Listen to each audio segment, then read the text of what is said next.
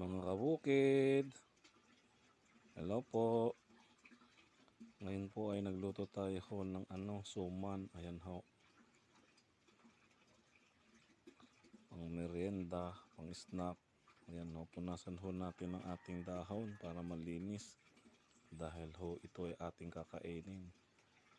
Kailangan hong pulido. Ayan ho. Punasan ho nating mabuti. Ito hong damit kong ginagamit sa papunas, ito ho'y malinis. Ito ho ay hindi pa nagamit ng talaga hong niluglugan natin ng husto yan. At sinampay at malinis at labada talaga, nilabahan. Kasi ho hati nung kinikuskusan itong mga dahon mga kabukid, kasi ho ito idinalang natin sa apoy. Nalalagyan ho siya ng minsan mga itim-itim, mga abo. Ayan ho, kaya ho pinupunasan natin mabuti para matanggal ho. Para ho pag binalutan natin ho mamaya ng suman ay malinis. Ayan ho. Medyo marami na ho ang nabalot ni Mrs. Pakita ko lang ho sa inyo kung paano niya binabalot at paano niya ginagawa suman.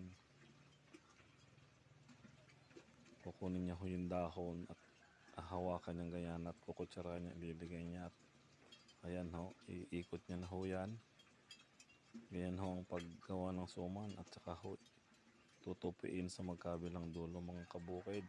Kanyang babalambunin. Ayan ho. Marami-rami na ho ang kanyang nagawa mga kabukid.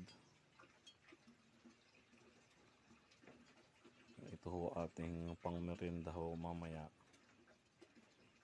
Pang snack ho baga. Ayan ho. Atin na ho ililagay sa kardero mga kabukid.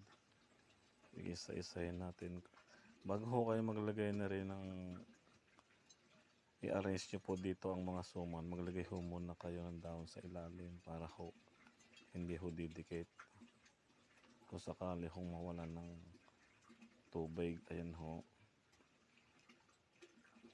Kapag nasalansan na ho natin lahat yan, atin na ho yung liligyan ng tubig. Pag ho nalagyan na ho ng tubig, isalang na ho natin sa apoy. Ganyan lang ho. Ayan ho. Atin na ho siyang nasalansan at naligyan na ho natin ng tubig yan.